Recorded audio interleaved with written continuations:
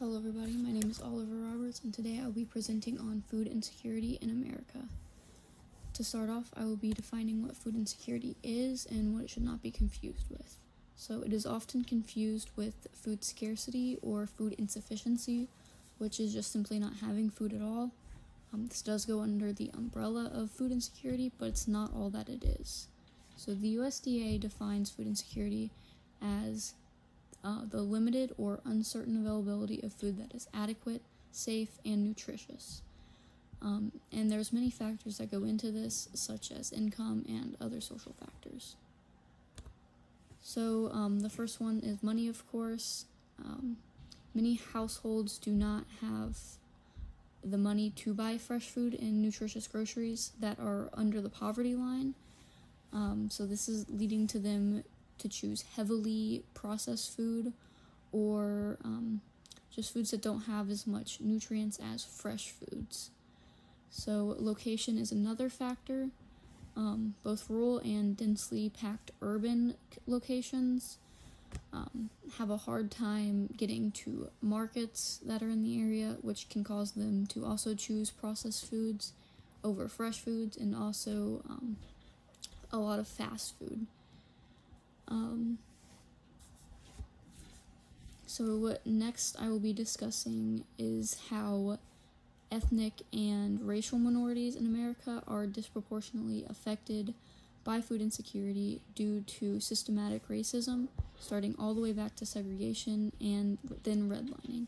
So Black Americans have been pushed into areas with less access to healthy food in sufficient quantities. So this, combined with labor market discrimination and unequal access to quality education, issues with the criminal justice system, and much more, has led to generational inequality. I think it's important to note that removing access to these things like housing and jobs is still technically segregation. So next is, when you think of the term food insecurity, who do you picture in your mind? This can be like a group or a community or even just an individual. So who is food insecure?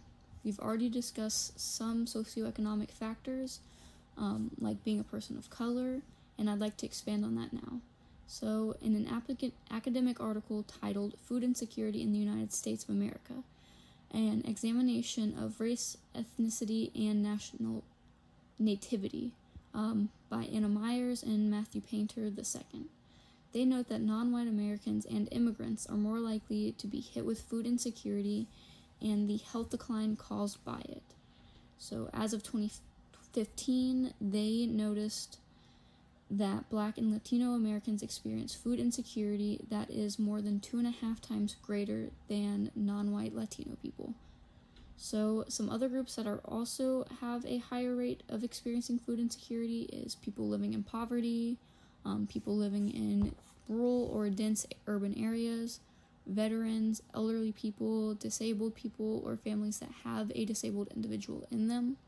So there's also single parent households, and this increases if the mother is the single parent. And this really, any household that has children and all is more likely to experience food insecurity, and also immigrants and some other people. Next, I would like to get into how food insecurity affects people. Please note that many of these affect a person's health and education, and increases more when the individual also experiences poverty with this. So as family income decreases, they are more likely to suffer from overall poor health. The chart titled Projected Life Expectancy at age 25 by Income, there's a section for men and women. The darker red is the baseline poverty level, so as it goes up to the lighter colors, it means they are more financially secure. So the level goes from 100% to 400%, and if a household is above 130%, it means they can get benefits like SNAP and other food assistance programs cut off, 138% when they start getting Medicaid cut off, and 183% for reduced school lunches and also WIC. And this shows how their life expectancy is lower than their other people who have more money. So another academic article titled Hunger and Obesity, Understanding a Food Insecurity Paradigm notes that food insecurity can lead to obesity and more health problems that follow. This is caused by primarily having access to processed food and fast food. So if we look at this map, we notice that obesity and diabetes becomes much more prevalent in the South and rural areas. So obesity and diabetes are caused by an individual's diet in most cases, and this is from a research report done by the Urban Institute. So next we have, why should we care about food insecurity? And if you can't just extend empathy to those in need simply because you realize it is bad for others to suffer, you can at least realize that you don't want food insecurity to happen to you. And food insecurity is something that can happen to anyone at any time. So we're going to be looking at a clip from a documentary called Starved about food insecurity.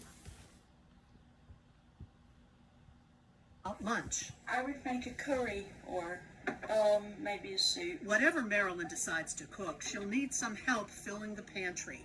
For the first time in their lives, the couple have found themselves food insecure, a bland euphemism for a serious problem that has cast a shadow of worry over their lives.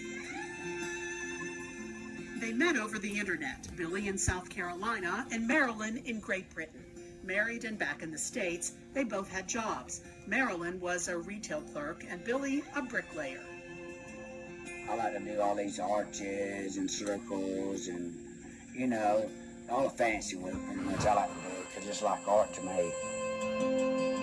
And then a jolt of bad luck. We had a car accident. We got rear-ended while we were stopped at a red light, and he literally wrecked his rotator cuff. Billy is now on disability and Marilyn has a bad back. So we've gone from being a two-working, two-wage family to relying on benefits. The last 2 years has just been horrible for me because I can't do nothing. Today, Marilyn will drive a few miles from home to get help. She will have lots of company. The Corner Cupboard Food Bank provides hundreds of food boxes every month. On this day in August, Marilyn waited in a line that stretched across the Greene County Fairgrounds. Rebecca, you need a bread? Yes, thank you. Last year, when we were trying to get his disability, we had not one penny coming into the house. We just went to one car. We really pulled the belts in.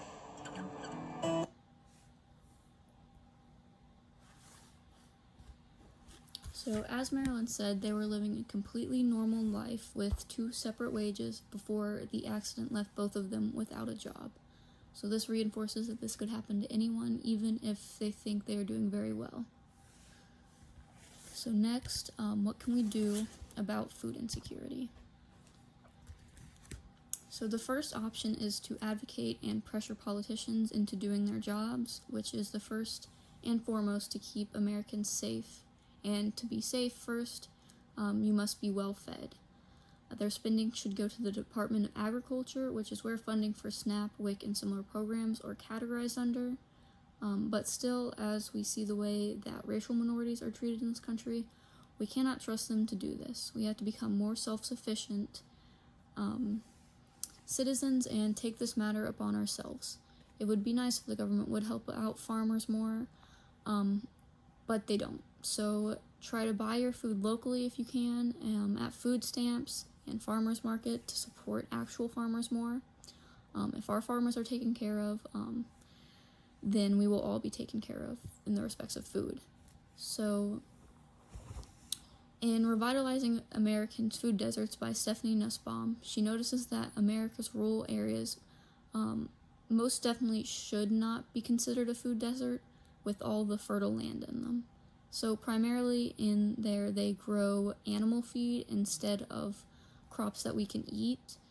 And a reason for this isn't just because it's the fault of the farmers, it's because there's more insurance if you were to happen to lose your crops for some reason. Like if a storm washed out your crops for the season, it's easier to get insurance if it is animal feed rather than human food. So just try to support farmers, advocate for yourself and others, and also starting a community garden is something that would be helpful so that we can all have fresh food for ourselves and our community. And that is the end of this presentation. And thank you.